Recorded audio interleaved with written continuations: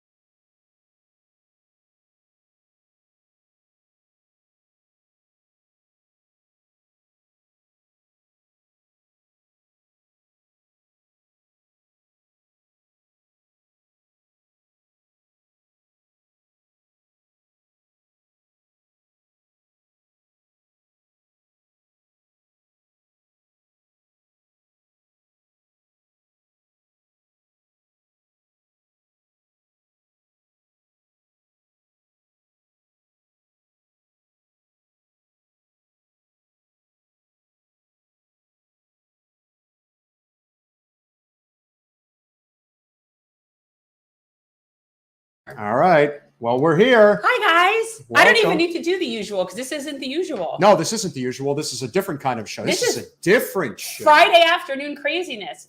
Before the weekend really begins. Celebratory live stream.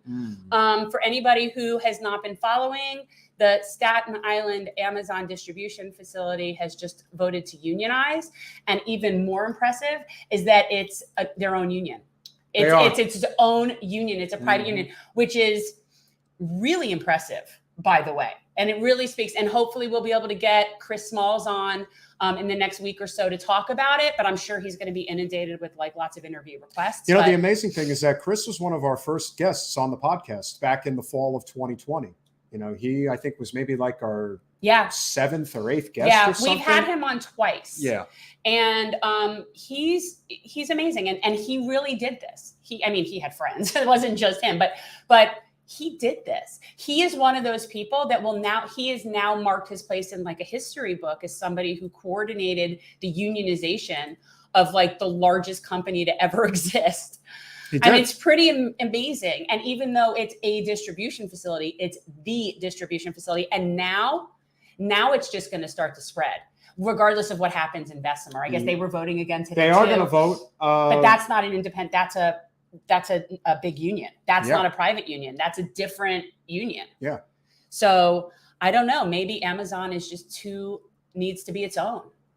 Maybe that might be that might be the answer. You know, we'll see what happens. Do we not know what's happening in Alabama? We don't know at the moment, but this is something that I think is going to spread like wildfire. We have an Amazon distribution center in Pembroke Park, which is about 20 minutes from here. That's, again, people should be unionizing everywhere. You know? But I do like the idea that Chris did it as a private independent union. It is the Amazon Workers Union. It's not another union. Whereas the one in Bessemer would be part of a bigger union. I believe it's something like resale and wholesale merchandise or something like that. It's a big union that would be part of. And I think it goes to show you that different things are more effective in different places. Like, just like candidates and campaigns, it's not all unions are going to satisfy every location. The Bessemer location is much more of a transient location from what Chris had said to us than was the Staten Island location, in terms of workers coming and going and not really forming kind of like that camaraderie that would help support to propel a union. So, and the other argument that I think could be made is the fact that Alabama, like Florida, is a right to work state. And as a result of that, there's probably way more people in a state like Alabama that are afraid to step outside the box, if you will, or get outside the line than somebody who's in New York. Well, and who knows what Jeff Bezos was able to pull off in Bessemer. And I don't know what the county is there, but it was like the county sheriff. I mean, he had law enforcement harassing people at their homes. He had law enforcement in his back pocket. He had a camera on people that were going to the drop box to put their vote in. Yeah, he was really able to, and that very well could be a small town versus, I mean, I don't know. But he was definitely able to use police and law enforcement as intimidation to stop them from unionizing in Alabama. I wouldn't think it would be able to be as effective in Staten Island because it's just so dense. It's so dense and people live in so many different places. It's not like you could easily follow someone to their house there. There's like, I don't know. I think they're very different environments that you wouldn't be able to, I think, use police intimidation in New York that you could get away with in a place like Bessemer, Alabama. People in the Deep South are also a lot more afraid of the type of things that can still go on regarding union busting and the type of violence that goes on in the South that no one really talks about. That's probably still very prevalent. That's why a lot of people were afraid to go on record. You know, Chris Smalls in many ways was a martyr, and he was able to galvanize enough support where people looked at it and said, all right, you know what the hell? What do we have to lose? Yeah, he is. You better freaking watch yourself, because now Dr. Bezos is totally coming for you peasants. Oh, but no, seriously though? No. And in all seriousness, there will be ramifications for this. Oh, yes. Bezos. Make no mistake, there will be ramifications for this in one way or another. You're ruining Bezos's wiener launch. You can't get in the way of something like that. We need a giant space phallus. But there will be ramifications, just like when Bernie had him do the $15 minimum wage, but then the next thing you know, he took away all their other benefits, all their other bonuses, and then reduced hours so people couldn't qualify for certain things. That was something that Chris Smalls was pointing out when he initially started this. He's like, yeah, they gave us $15, but then they cut it out. They gave us one leg and they cut out another one. Right. So it's not like we're actually getting something out of this. So there will be ramifications for this vote. There'll probably be a challenge, but it looks like it's pretty clear. It looks like from my understanding, it's pretty clear. I think so. I also think that heads are rolling. Jeff Bezos is having like a moment right now that is not pleasant. He's having a Marsha moment. He's having one of his Marsha moments, and it's like, Christmas. And we're going to have to talk about the AOC thing. Yeah, I don't normally like to trash talk them, but we need to talk about it. I know, Leon. Look, I know you want to have some fun, and I know that that's probably something that is possible. But okay, so if that happens, if Bezos really, well, first of all, you can only imagine how much business is distributed out of that Staten Island Center. I don't think it's. I don't think he can. I don't think so. I don't think it's as easy as you think. And listen, I don't want to give AOC too much credit, but in this instance, the fact that she prevented a distribution center from being plotted right, I think it was a distribution center, put right down in Queens. And she said no. And she ultimately was able to prevent it from happening. Okay. And everyone was coming after. It's like, oh my God, you took all of these jobs out of here. Such great jobs, people. Yeah. Well, again, it's kind of like when politicians like to tout how many jobs there are, and they never want to talk about whether those jobs are paying a living wage. Right, like we have really good unemployment rates right now. Yes, that's because people are working 3 jobs just struggling to stay alive, not because the economy is thriving for most of us. So it's one of those numbers, but we're going to have to address the AOC thing. And this is something that I remember Christian talking about when he came on with us as well. Leroy, I don't know if that is in fact a distribution center. If it is, that's one where I mean, look, we'll help lead the effort for unionization. I'll help with any of that. Anything that we're close to. I mean, and with all due respect, look, we don't want to take. Yes, Crystal Ball was definitely absolutely correct. Absolutely. And what AOC did, because she did meet Christian and they did exchange information and she was all about it and all into it. And then all of a sudden they just ghosted him and never showed up for them. And the fact that Crystal pointed that out is relevant. That should be pointed out. When someone shows up for the photo op, but they weren't there to put in the work, that should be pointed out to people. That's not, it's not personal. Listen, you could say what you want, but in regards to, we've said it all along that if you're going to be if you're going to be part of this non-corporate movement and be successful in politics, it's through labor. It just is. But history has shown that. Wasn't willing to put any political capital on the line to really back them. And so she basically ghosted them and now is showing up for great that you unionized. And it's like, but where were you? So Crystal called her out on it. And her response, and this is really what my problem is. This is actually Alex responded? Was that facility that basically Crystal should look at a map because the facility is not in her district. Okay. Crystal never said it was.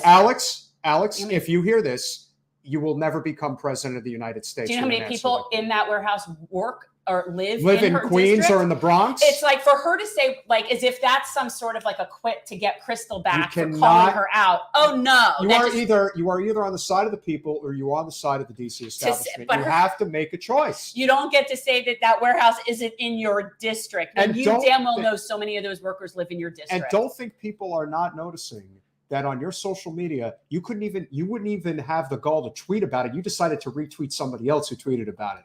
That's not good. It's not. And when we have agreed, there are many times that people call her out unjustly. They try to needle the hell out of her and say that, she's not, you're right, John. Yes. And again, that's people have a tendency to try to take this one step too far, saying that AOC is this and AOC is that. But what she absolutely is in this instance is a failure. She is. She failed Chris Smalls. And we even put a tweet out saying, if you were not there for Chris when he needed you most, don't you even dare try to pretend like you're there for him now.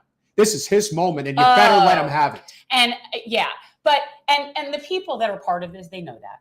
People know that. But I think it is important for people to point that out. And that's not bashing her. It's stating a fact. It is. She blew them off. She didn't help. She could have put it out there. She could have, even if she couldn't go, because she said it was some sort of security concern. But BS. That's true. But even if that were the case, she never even tweeted support. And Alex, this is entirely different than the People's Party showing up at your campaign office in the Bronx. This is a totally different circumstance. This is a real labor movement here. And as far as I can tell, she's not invested in Amazon. Or is it that so many of her colleagues are invested in Amazon and they don't want her anywhere near what's going on? So you have to make a choice. She's looking out for her career. She's looking out for her long-term plan. Whoever gave you the advice to stay away from this gave you horrifically bad advice that is going to have career-defining elements to it.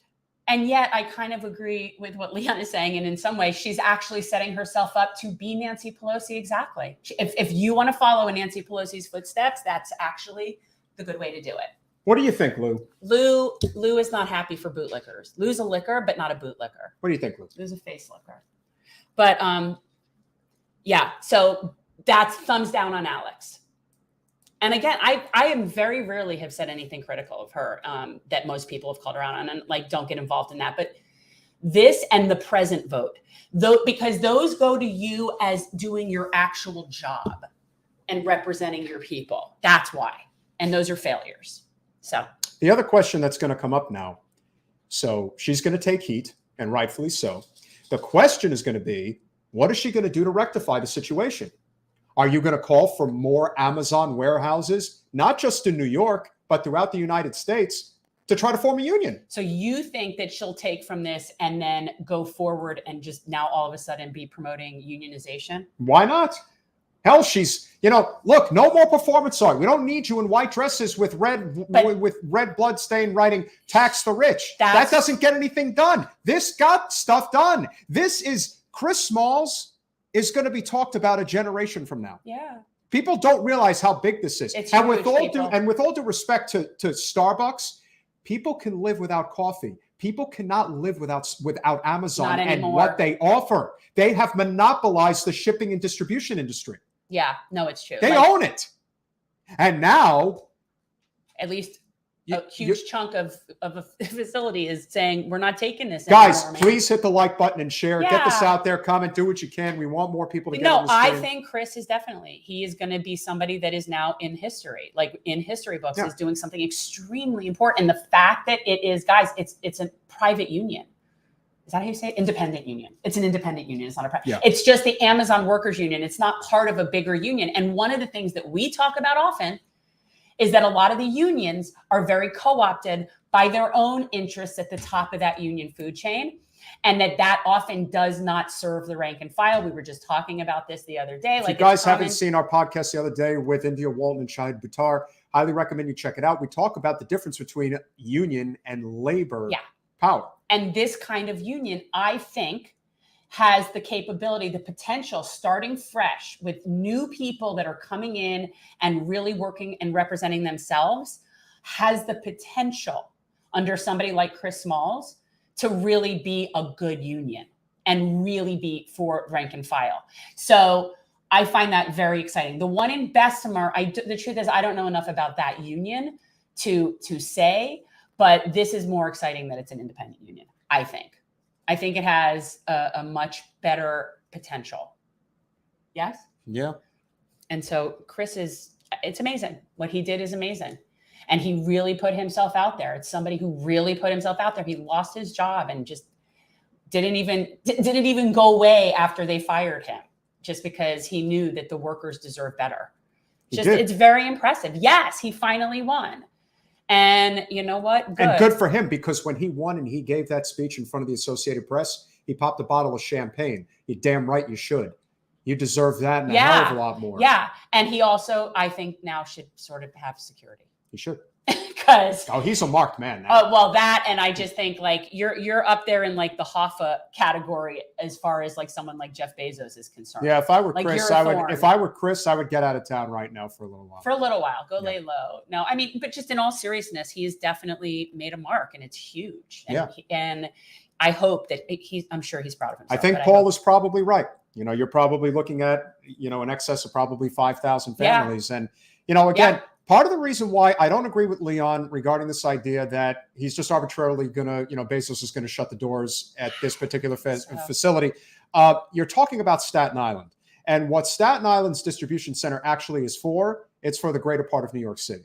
Because this is getting everything to people in Queens and Manhattan, in the Bronx, even in, obviously in Brooklyn. So when that happens, you are not giving up potentially, I mean, in New York City, we're talking billions in revenue. Yeah, I don't think that would be the case. I really don't. And in fact, I think that he is going to have the realization that this is the day I'm breaking. It is. Yeah, he's in trouble. He's in trouble. Okay, first of all, there's really no trouble to be had. He's never No, but what you're going to say, he wins either way, really. Well, maybe so, but the thing that'll now be more interesting to see is whether or not Amazon stock starts to take a hit. If people start selling off their interests within within Amazon. I mean, look, if Bezos... this makes me want to invest in Amazon.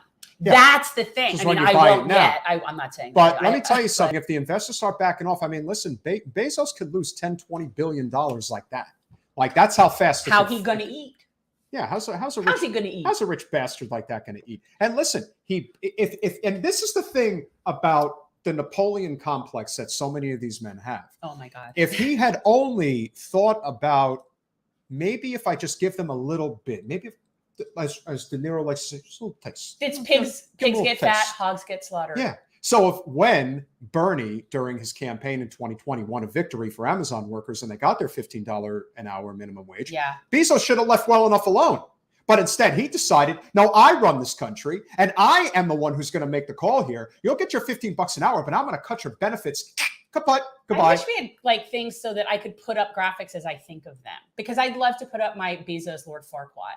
He is Lord Farquaad. From anyone who has ever seen Shrek, he's a very little man that basically wears pretend legs, or he probably has like a fake sack. He's like one of those, like when you neuter a dog, but when you want to show them, so they need to have like the fake testicles. That's Bezos is probably walking around with something like that. I've never seen somebody more small and insecure like as that person. And it's pitiful. He is. He's pitiful.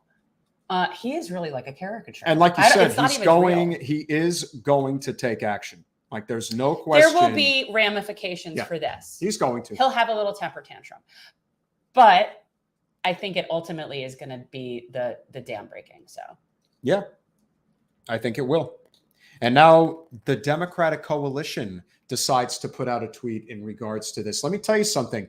Pay close attention to who was there before and who is there now and who is not going to say anything at all, because that's also something that's going to happen. The Democratic Party does not want this to be anything other than a one-day story.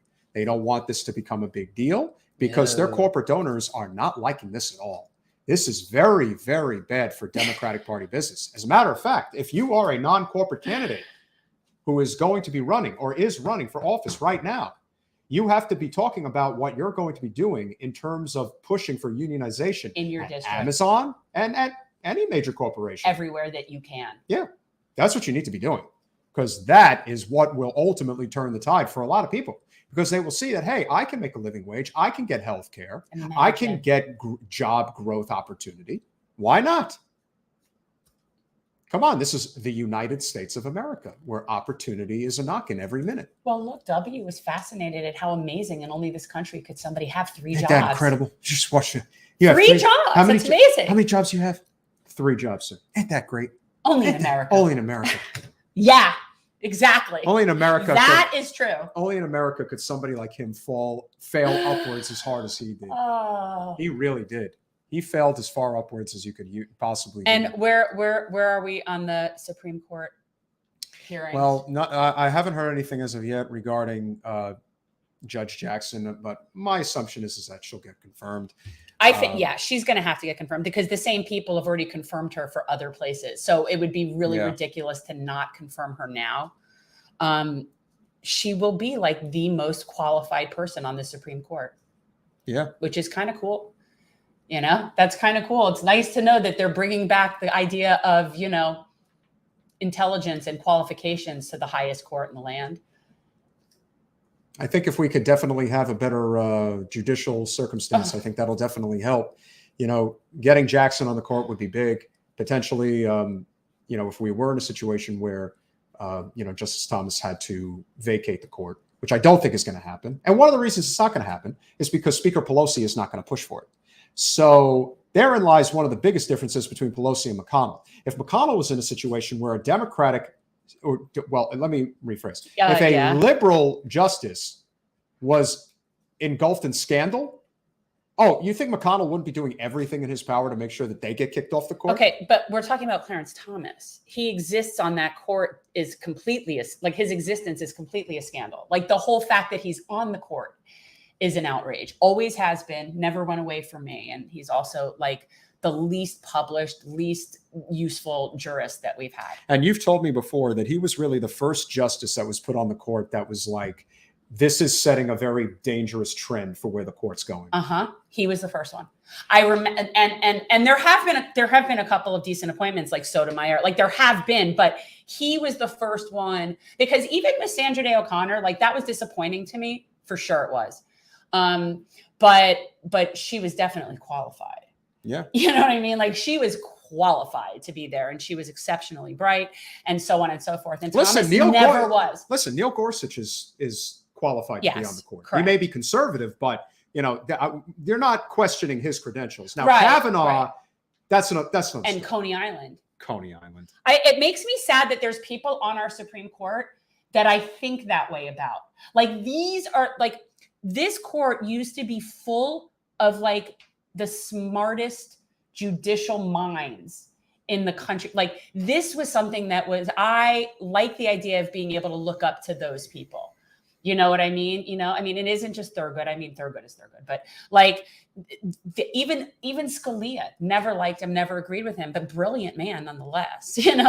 Like these were people that were just very, he was the first very political appointment was Scalia, but he was at least extremely qualified and smart.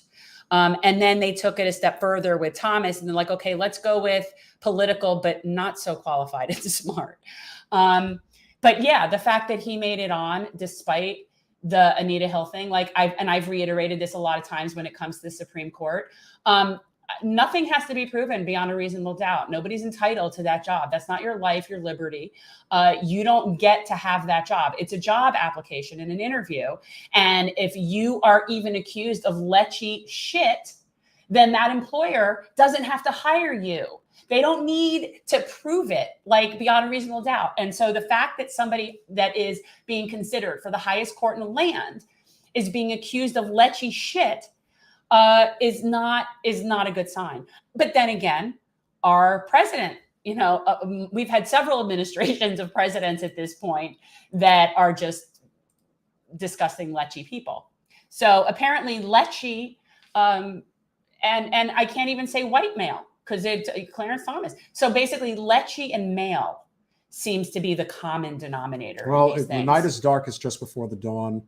And so now, as a result of what has happened today, and this is not an April Fool's joke. Oh, no, that would be so unfunny. Yeah, well, no. That would be unfunny. It's pretty much determined yesterday. I'm very excited about this. It's like really good news. And it wasn't even that close of a vote, to be honest. They won by several hundred votes. That's real. I mean, it's like significant. You said, they've bitten off more than they can chew.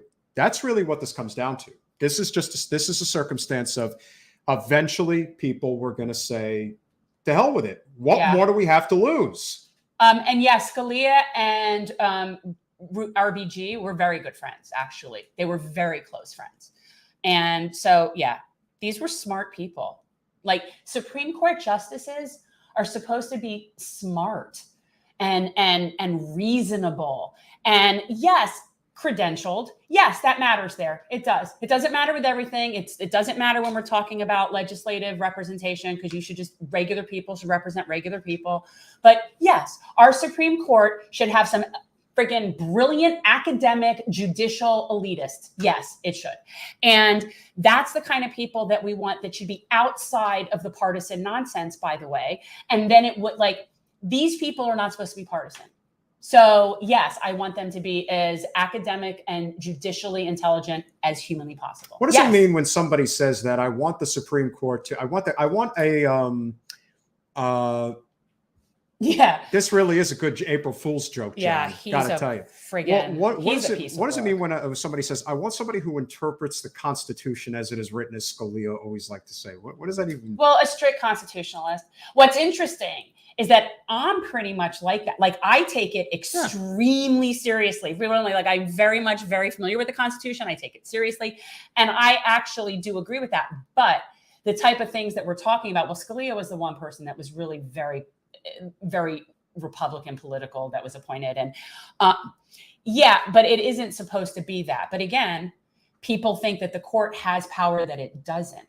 And people think that judicial, they don't understand what these decisions really are. It's the Supreme Court doesn't really make laws, people. Now, speaking of the Supreme Court, what do you think is going to happen if there is any type of legal challenge to what's happened today?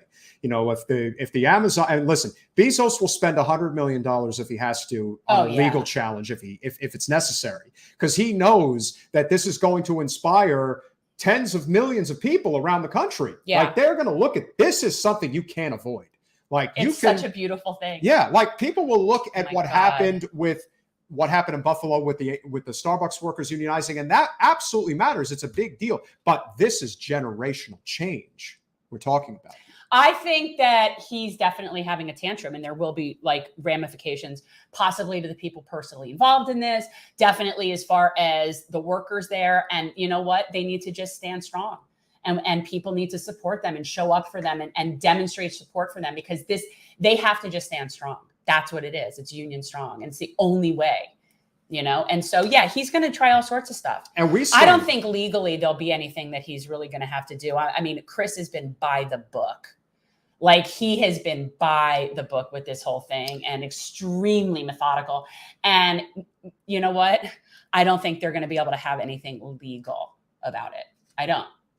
Yeah, I don't think so. I think that Bezos is just going to find a whole bunch of other sneaky little incendiary ways to, you know. What I do think is going to happen is that I think he is going to put the word out with basically every single one of his. They're going to have a midnight meeting, guys. This is what's going to happen tonight.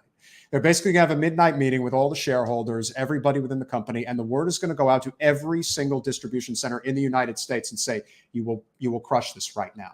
You will make it very clear that if you have any intentions of pulling what they just pulled in Staten Island, you will be met with severe penalty.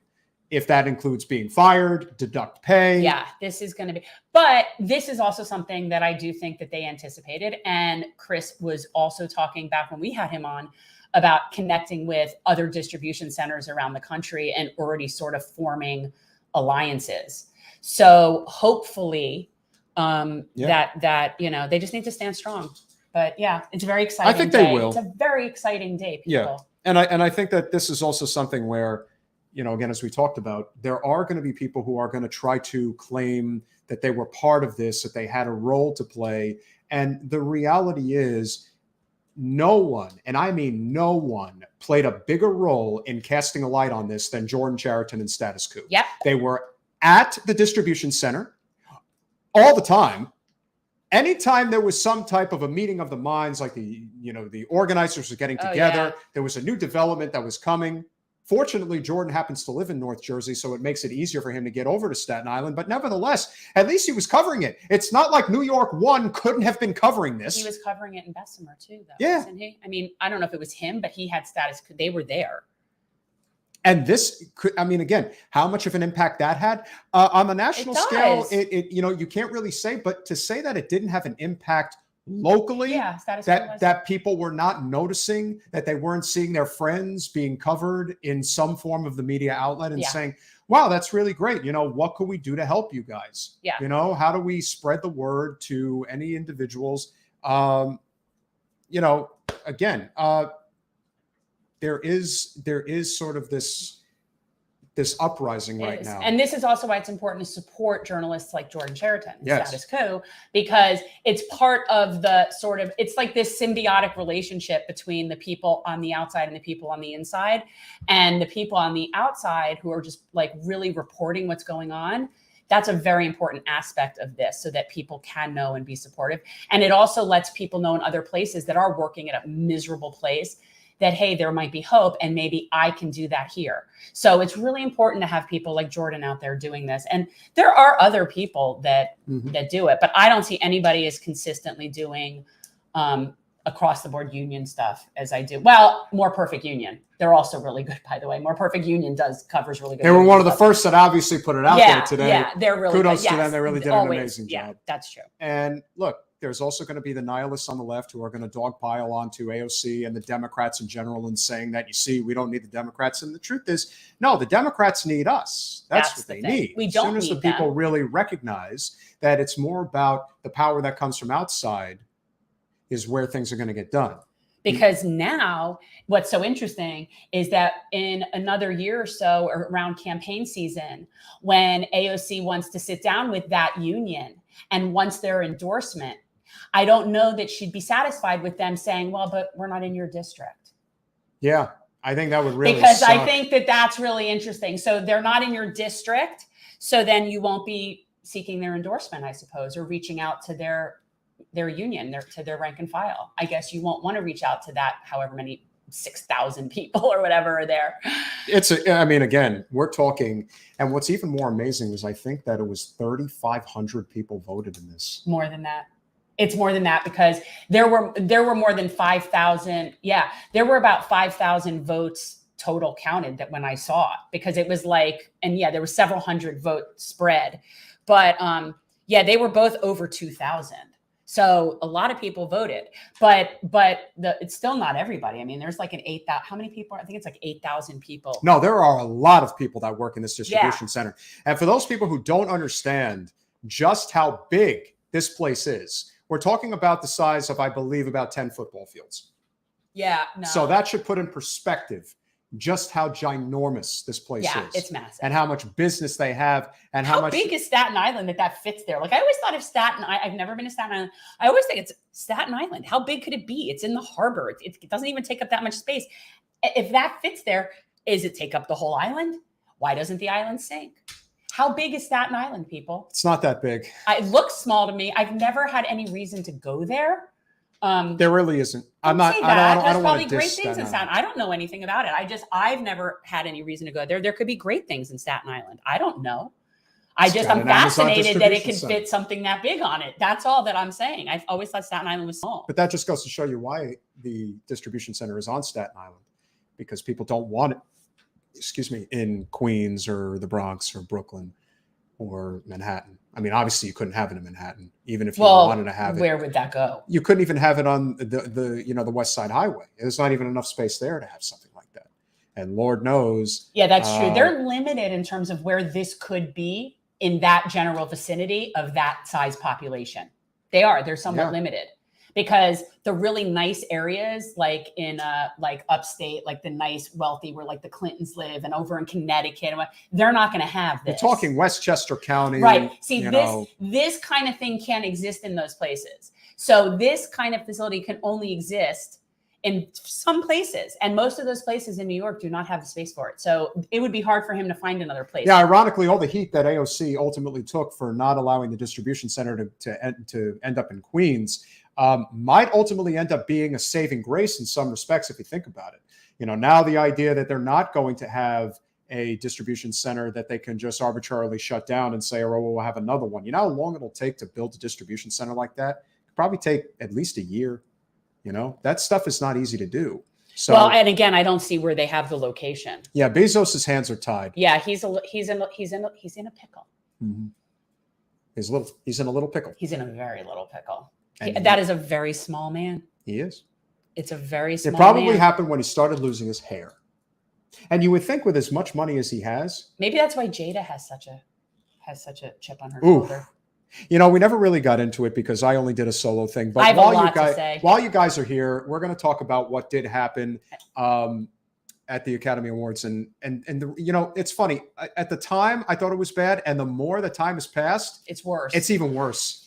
Even worse. All right. So here's my thoughts on it. First of all, physical violence as a response to words is never acceptable. It's just never acceptable. I don't care. Words, grow up. Okay. It's a very small person that resorts to physical violence.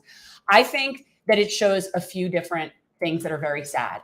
I think it shows a very sad and emasculated man that does not have like a normal relationship with his spouse, because that is just very dysfunctional in and of itself. I think it shows that. Oh, they definitely have like a effed up marriage. Something is very weird there. It shows that.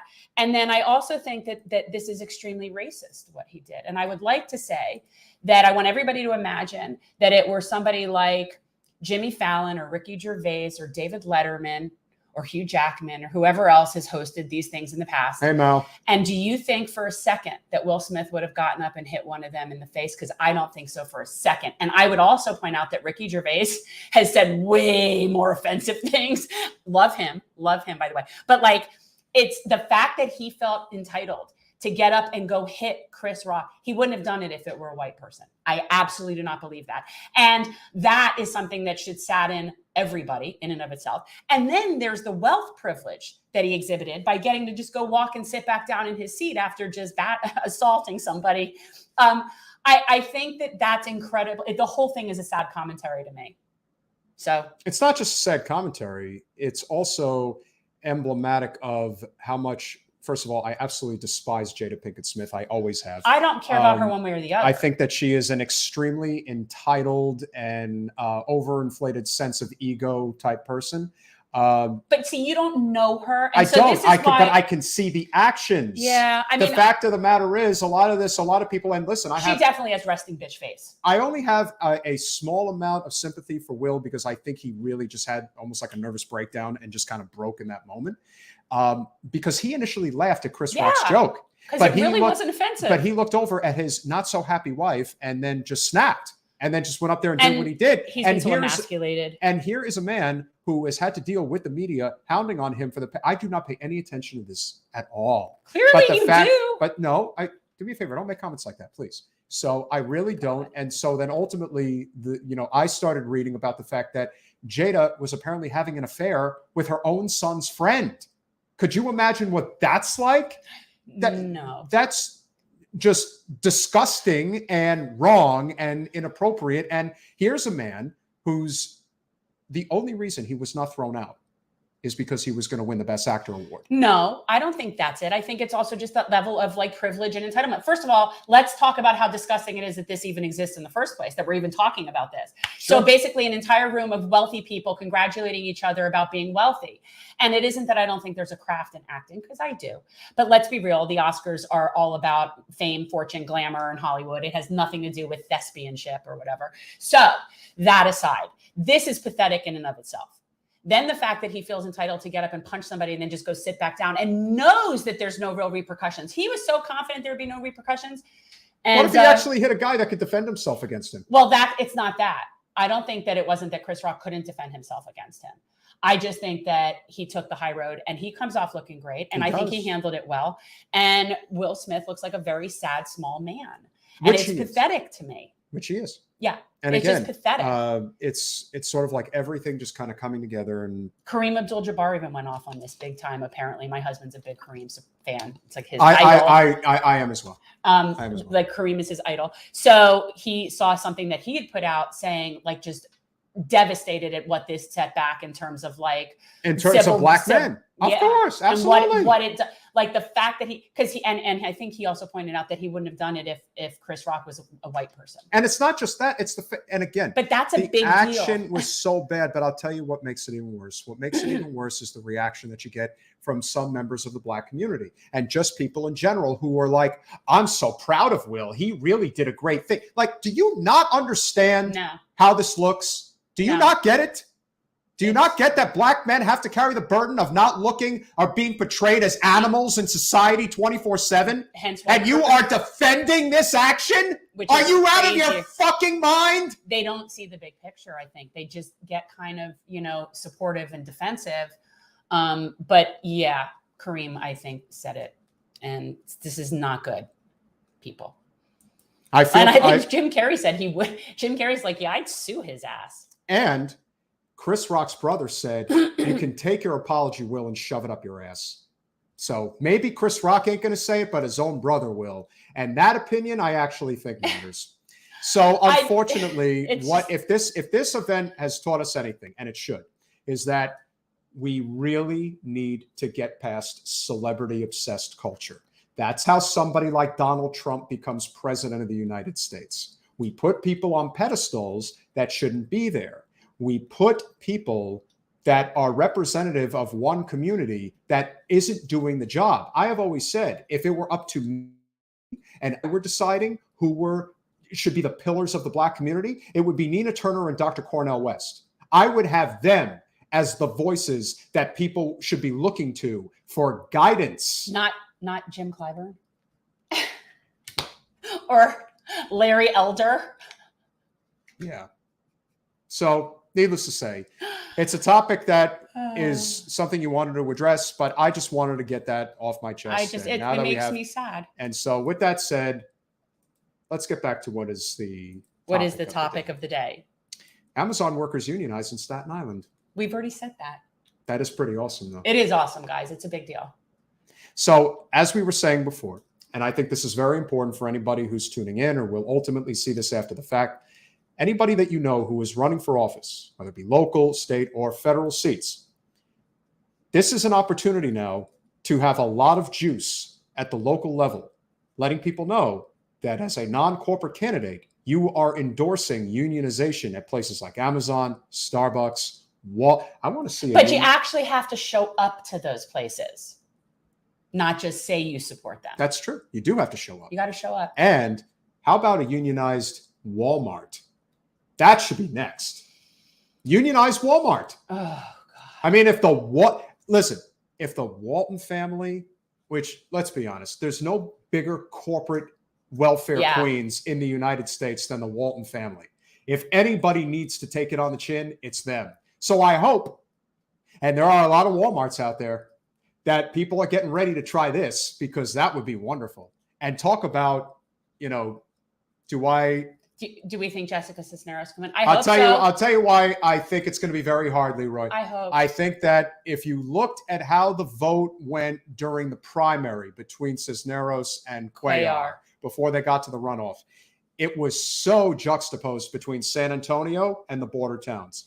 Cisneros won San Antonio and Cuellar won all of the border region. So what does that mean? It means that Cuellar has the inside track to victory, because his message regarding border security and immigration is the message that ultimately will win the day. It depends on who votes. It depends on who comes out and votes. It does. And, San Antonio can be motivated. Remember, I lived there. I love that town. It's true. Love the city of San Antonio. And Cuellar is a piece of crap. So he is. He needs to go. But I'd love to see her win. Look, one can only hope. Yeah. What else did you want to address today? I think that's about it. We haven't decided yet what we're going to be doing next week. We don't have a show on Monday? We do. We have a show, but we just haven't decided what it is. Yeah, we haven't decided yet. I think we should do puppets. No, real puppets. I think we should do. I'm going to make sock puppets over the weekend. What are you doing? Well, somebody wants to say their congratulations. Oh, okay. Well, at least I don't have to move over. No. I always have to move over with certain guests arrive. And that. All right. So there is somebody who's very supportive of unions. Here we go. Well, I just want to say, which I think is very important to remember today, is because union labor power is the future of the United States. Today, Chris Smalls did a wonderful, incredible thing. He took on Jeff Bezos and the incredibly anti-union, anti-labor organization known as Amazon. He was able to successfully form the union, and they are going to celebrate like it's 1999. And I am very pleased to say that there are going to be many more opportunities around the country for people to unionize. They are going to do a wonderful job. You should come down here to our facility. Well, look, I don't know what's going to happen, but I can tell you that I am certainly invested in doing something like that. That'd be great. Okay. So with that said, I am very happy for Chris. Great job by Status Quo for covering this for such a long time. Jordan's the best. Jordan's doing a great job. Yeah. He's doing a great job. But it just goes without saying that this is only the beginning. We have many more victories that we have to make. We cannot rest on our laurels just by one victory. There are many more distribution centers throughout the country. There are many more Starbucks, many more Walmarts, many more Amazons. They all need to be unionized. Worker power is here. It is here to stay, and we're going to take it back. That's what we're doing, Jim. Remember that. I'm remembering. Goodbye. Bernie probably was really happy that this went through. I'm sure he was. Like, I do believe that he legitimately is pleased by stuff like that. Like, I do believe that. Like, I think he actually genuinely wants. He probably did like a fist pump or something. Yeah. Like, I actually believe. I would, and I've got to, and now I will tell you something, guys. Of all the people that will, and this is the thing we love about Bernie, because he doesn't need the spotlight. He doesn't give a damn about it. Do I think it's a stretch to think that Chris Smalls is going to get a private phone call from Bernie congratulating him? No, not at all. I think in fact, I think he will get it. That would be really nice. And if he would, he probably wouldn't even share it publicly. He'd probably keep it to himself. That Bernie called him and said, "I'm very proud of you. I think you did a great job. You're inspiring we should call him and do that. You should call Chris on the phone and do that. That'd be so funny. Yeah, then he would get pissed off finding out that it wasn't actually Bernie that was doing that. So then I get a lot of trouble for that. Like, I wish we had the capability of like making phone calls from here, like live, like calling people on the phone and you talking to them in like the voice. Like, that would be totally funny, and like people be able to hear the call. Yeah, I think that would be possible. But I'm actually, look at how old I am that I'm referencing like an old school phone where like you pick up the rotary phone. I love the rotary phone. Because you know what? With a rotary phone, you got to really want to talk to somebody. Yeah, you do. You can't make a butt dial mistake with that thing. You got it. And not only that, but you know that if someone calls you, they really want to talk to you. They made that effort. It wasn't just, and it sounds like they have to know they have to know your number. Yeah, that's true. You can't just click, number whatever and have it call that person. The rotary phone said a lot about people. There was an effort, Don't know yet, Leroy. We'll find out. We'll see. I don't know what our union dues. But anyway, guys, good day, good news. I think it was not a great an April day. Fool's. No, it definitely wasn't an April Fool's. This is a day that we'll remember for a very long time. It was a very special day. Exactly, Mallory. Yeah. Word. The clarity. Are you already at the pickleball court? Could see it from across the street. I drive by the pickleball court. There's people playing during the day there too. I know Mallory is in that. They're the nighttime pickleballers. Well, because people that work go and play afterward. But yeah. Well, as Bruce Springsteen likes to say, I've already got Friday on my mind. I'm mad at him right now. Yeah. Well, I'm having a little bit of an issue. I'm just saying. I'm having a little bit of a Bruce issue. And now, Chris, unfortunately, we are a heavily suppressed channel. You're not going to get a notification. Like you. And listen, I see our subscribers getting kicked off every day. Yeah, but here's the thing, guys. Let's remember this. And I always try to remind us this. This is a podcast that we started and just happened to do live. So all of our stuff and all of our content is available. And if you guys want to support, please support us on Patreon. That's the best way to help us. Google the algorithm. It's really, really hard. Oh, by the way, and I don't know if Guy's out there. Guy, if you're watching, did you see I got a message from him in the Patreon? He was not pleased with the Bill Pulte comment on the regular people should invest in Bitcoin. And or in crypto. And I kind of knew when we had that and put that clip out there, I kind of knew like it wasn't great for me either, Guy. Like I get it. I wasn't psyched on it either. But it's important to put people out there as what they say and let people make up their own mind. It's not like, first of all, we're not here advocating for it. No. He was we talk to different people. We put out different ideas. We try to bring on people that have different value in terms of their level of knowledge of information and different things. We get really good guests. For a very small show, we get great guests. It's really amazing, which is really him mostly. I mean, it's me because I'm so great that they're all willing to come on. Yeah, and then I just have to take all the crap. So he just has to go and get them. The leftover crap you see in the mirror every day. But I also find that when you approach people and you're interested in what they have to say, that they're generally willing to come on and share with you. And I really do my best to read everything. We spoke to Chris Smalls earlier today. And he said he was busy and probably wouldn't be able to make it on. You know how many people are probably clamoring for his attention? If there's one thing I could tell you about Chris Smalls, he's an OG. He ain't messing around. And he knows that we've been there since the beginning. He knows that. And so we had him on as soon as he was fired. Yeah. And after that whole thing. But yeah, he knows who the people are. And the thing is, when you're doing this because you really give a crap and you're just in it for the right reasons, it's really not that complicated. No. And that's why people, I think, will come on with us. I remember when we had Rose McGowan on really early on, and she's hard to get a hold of. Like, she's not always easy to get. And she doesn't, I don't think, live in this country. But she was shocked the way that we interviewed her. Like I said to her, I'm like, look, what do you want to talk about? Like she's like, no one's ever really asked me that before. And so I think that we're not pretentious. We're not affected. We truly want to meet people and build a coalition, and we're genuine. And the only time we've had a crap show was when we got set up and ambushed by people that I don't think were, genuine actors. But I think when people are genuine actors, we get along swimmingly. Yeah. Like we don't have, it's just, so that's why I think we get good guests. I think it's you're good at contacting people and knowing who to contact. But I also think it's because people like us. I think we do a good job. I think you guys that are the loyal supporters, we really appreciate you being here. Even if you can't afford to support us, we love the fact that you watch, you hit subscribe, you hit the like button, you share. And if you guys, friend of yours is saying hello. Hi, Shari Candell. How are you? So it goes without saying that it is obviously difficult, and we can only do so much. And, we're not going to be, we could probably do something regarding like Google search options and stuff. We're gonna talk. We to need this help, gentleman. and the truth is, we do. We need some help, and we've tried a few different things. We've had people approach us. The one people that we gave them a few $100s, they never did anything. Oh. What was that about? Okay, Mary Jane passed. So there you go. This was in the House? Yeah, I guess it was in the House. So in the House, cannabis passed. So that's good.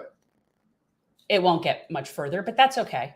Yeah, you don't really think this is going to get to Biden's desk, No, do you? no. Yeah, we'll see. But that's okay. You know what? The truth is that's happening regardless. At this point, it'll happen. It just happen at every state. Yeah. I mean, at this point. I mean, it's ridiculous. Nobody cares anymore. Nobody cares anymore. And most cities and most counties won't prosecute it. Mm-hmm. So even if it's, you know, unless you're moving mass quantities and the federal government gets involved, you're pretty safe. Like nobody cares anymore. I agree. But yeah, we try to cover a wide range of stuff. I always love the people that come on. I'll basically see something and I'll say, this was really interesting. See if you can get this person on the show. And that's how it happens. So I do use this to get to know people, like to meet people and have them come on. But if you guys have anybody, you know, if anybody has that connection to Jesse Ventura, that's a big one for me. We want the body. I love that would Jesse. be probably one of our top gets at this point. Yeah, he would be. Well, and then my big get would be Willie Nelson for 420. If you guys want to help us out, we have our 420 show coming up on Wednesday, the 20th. Any top noted people that we could hopefully get on our show that are very weed. Yeah, person. We're having a 420 show. We're going to actually go early. We're going to start our show. I think we said 4. Yeah. And then, okay. And we're going to have different guests and different people come on. It will be a participatory show. And so we're only inviting. The Amazing Atheist, unfortunately, cannot make it. He'll be out of town. That's unfortunate. But that's okay. We'll get people. I bet we could get, maybe Vosh will come on. Yeah, you know what? I should ask. Is he, I don't know that he partakes, but I know he's definitely supportive. Fair enough. I'm trying to think, like, who would be really good? We're trying to get, we reached out to Jim Belushi. Yes. But he's actually a business person about this too. He is. I mean, he actually has a cannabis farm and he is growing. His assistant just started following on social media. That's good. He said that he's very busy, but I said, look, you know, even if it's only a quick hello on 420, we would love to have him. We'd love to have him come on and talk about his business. I mean, oh yeah, no. And he is actually, guys, this is almost like the Gen Dream universe kind of thing colliding. Is he is working on, because I saw it on the show, they did a TV show about this, cannabis infused ice cream, but not just cannabis infused ice cream, but like gourmet flavors, organic ice cream, locally grown made ice cream infused with cannabis. I can't think of anything better than that. That's really. better than, I mean, like that's like the it's better than garlic ice cream, which I had once. I know, Valerie. I know you don't like Vosh. Everyone does. Not everybody. I mean, everyone has an opinion about him. I know, but whatever. I like him. Well, with that said, and it's my party. And you'll cry if you want. I'll cry and I'll invite who I want to. But we'll have some great guests on 420. But if anybody has the hookup with Willie Nelson, Snoop Dogg would be great. Woody Harrelson would be a good one. Did you reach out to the Waldos? Yes, but I haven't heard back. All right. I think we need to reach out to them like individually, maybe. See what we can do. But with that said, we appreciate you guys. It is 5:00. It's quitting time. It is the weekend. We hope you enjoy it. We'll see you on Monday.